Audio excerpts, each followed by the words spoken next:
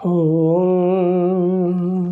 रामं लक्ष्मणं पूर्वजं रघुवीरं सीतापतिं सुन्दरं काकुत्स्थं करुणाकरगुणनिधिं विप्लवप्रियधार्मिकं राजेन्द्रं सत्यसन्ध दशरथतनयं श्यामलं शान्तमूर्ति वन्दे लोकाभिरामं रघुकुलतिलकं राघवं रावणारि मुखं करोति वाचालं पङ्गुलं यथगिरिं यद्रूपातमं वन्दे परमानंद माधवं तुम चरण रे करे प्रणति हे रघुपति श्रोता मानक मोर करो मुक्ति हे रघुपति। श्री भक्तवत्सल भगवान की जय। मर्यादा पुरुष रामचंद्र की जय। लक्ष्मण लाल जी की जय। भरत लाल जी की जय। शत्रुघ्न लाल जी की जय। सीता देवी की जय। संकट मोचन हनुमान की जय। ये विश्व की जय। झंकड़वासी माँ सारण की जय। मोर प्रिय श्रोता बंधु मानक नमस्कार करी आरंभ करने जाऊँ ये धारावाहिक रामायण कथा। आपण माने पूर्व अध्याय शुणिथिले जनक कहते मु संतोष चित्तर तुम्भको दान कली। लक्ष्मण को कहते आज तुमर है ता हस्त को तुम्हें धर। लक्ष्मण उर्मिला हस्त को धरिले। जनक राजा मंत्रपुत जल को उभय हस्तर देले।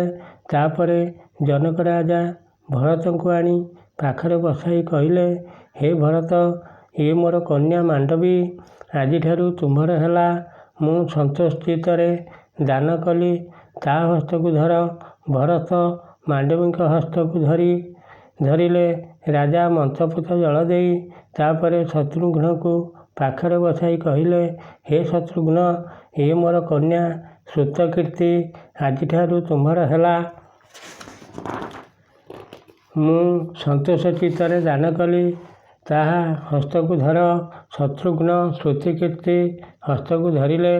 राजा उभय हस्तरे मंत्रपुत जल दे कहले तुम्भे चारि भाई शुण कन्यादान पर्यंत मु सबु कर्म कली एणिकी जहाँ हेब तुम्हें समापन कर। जनक राजा ठारू चारि भाई एक कथा शुणी वशिष्ठ मतरे चारि भाई निज निज पत्नी हस्त को धरी लज्जा होम सारी बेदी चारिपटे बुलिले। तापरे ब्राह्मण माने अर्घ्य थाली रे वंदापना करी विभागर शेष कले। से समय शून्य थाई अप्सरागण नृत्य आरंभ कले। देवता माने आकाश रे थाई पुष्पवृष्टि कले। गंधर्व माने गीत गाई एमिति वाद्य बजाइले जे जगत उछुली गला परी लागिला। खाली सेतिक नुहे समुद्रर जल जेमिति उछुली पड़े से भली देखा कला। सुलक्षणा नारी माने हुलहुली देले ये तो राजा घर कथा। चारि भाई चारिटी शिविर सजा होइछि। केउं भाई केउं शिविर रहिबे नाम लेखा जाइछि। केउं दासी कहा पाखरे रहिबे नियुक्त करा जाइछि। तापरे चारि भाई निज पत्नी हाथ धरी शिविर रे पहुँचिले। तापरे बासर घर सखीगण माने सजाइले। रत्न पलंकरे गद्दी पड़ी मूल्यवान बेडसीट बिछा होइछि। कर्पूर कस्तूरी गुंड पकाई सुबासित फूल पका जाइछि। ता उपरे चांदुआ उपरे टंगा जाइछि। माणिक्य दीपरे घृत देई दीप जलैले। तापर सुवर्ण पात्र बरकन्या को भोजन कराई सुवर्ण झरी रे जलपान कराई चारि भाई को निज निज बासर घरे नहीं छाड़िले।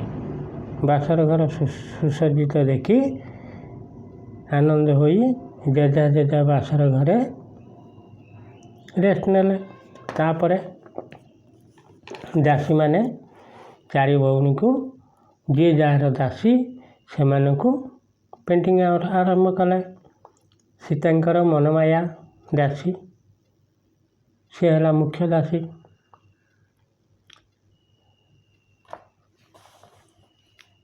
ତାପରେ ଅନ୍ୟ ସହଚରୀମାନେ ବି ଅଛନ୍ତି ଦାସୀମାନେ। ମନମାୟା କହିଲା, ଆଗ ସୀତା ଦେଖିଲ, ଏଇ ଦର୍ପଣ ଦେଉଛି, ତୁମ ମୁଖକୁ ଟିକେ ଦେଖିଲ। ସୀତା ଲାଜରେ ମୁହଁକୁ ତଳକୁ ପୋତି ଦେଲେ।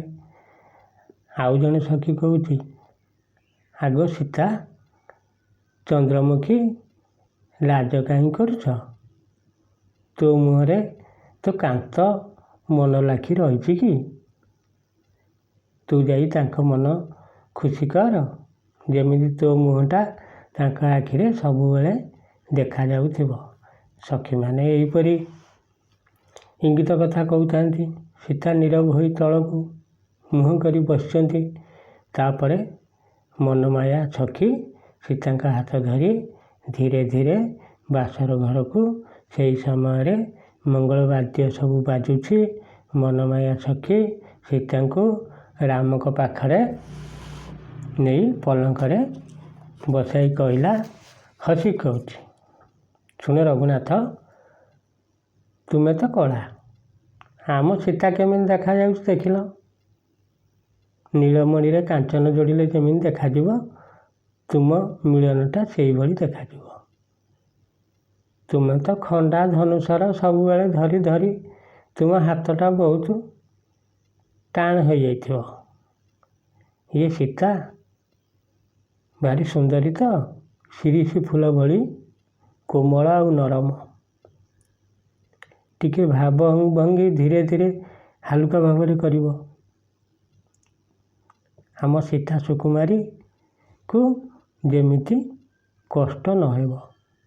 ଶିବଧନୁ ଭାଙ୍ଗିଲା ବେଳେ ଯେମିତି ବଳ ଦେଖାଉଥିଲ, କ୍ରୀଡ଼ା ସମୟରେ ସେମିତି ବଳ ଦେଖେଇବି ନାହିଁ ତ?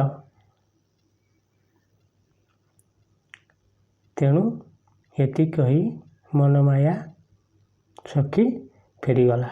ସୀତା ପଲଙ୍କରେ ବସିଥିଲେ। ତଳେ ଯାଇକି ବସିଲେ। ମୋର ପ୍ରିୟ ଶ୍ରୋତା ବନ୍ଧୁ, ଆଜି ଏତିକିରେ ଥାଉ। ପୁଣି ଆପଣମାନେ ଧାରାବାହିକ ରାମାୟଣ ଶୁଣିବେ ଆଗାମୀ ଅଧ୍ୟାୟରେ।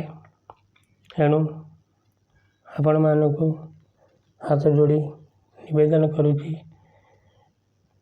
ଭିଡ଼ିଓ ଯଦି ଭଲ ଲାଗୁଥାଏ ଆପଣମାନେ ସବସ୍କ୍ରାଇବ୍ କରିବାକୁ ଭୁଲିବେ ନାହିଁ। ଆଉ ଗୋଟିଏ ଅନୁରୋଧ, ଇଏ ଧାରାବାହିକ ରାମାୟଣ କଥା ଦରଖଣ୍ଡିଆ କରିବେ ନାହିଁ। ଏତିକି କହି ମୋର ଶ୍ରୋତାବନ୍ଧୁମାନଙ୍କୁ ନମସ୍କାର କରି, ୟୁଟ୍ୟୁବ୍ କର୍ମକର୍ତ୍ତାମାନଙ୍କୁ ନମସ୍କାର କରି, ସେଇ ଝଙ୍କଡ଼ବାସିନୀ ମା ଶାରଳାଙ୍କୁ ନମସ୍କାର କରି, ସେହି ରାମନାରାୟଣଙ୍କୁ ନମସ୍କାର କରି, ଏହି ଜଗତକୁ ନମସ୍କାର କରି, ପୁନର୍ବାର ମୋର ଶ୍ରୋତାବନ୍ଧୁମାନଙ୍କୁ ନମସ୍କାର କରି ବିଦାୟ ନେଉଛି। ଜୟ ଶ୍ରୀରାମ।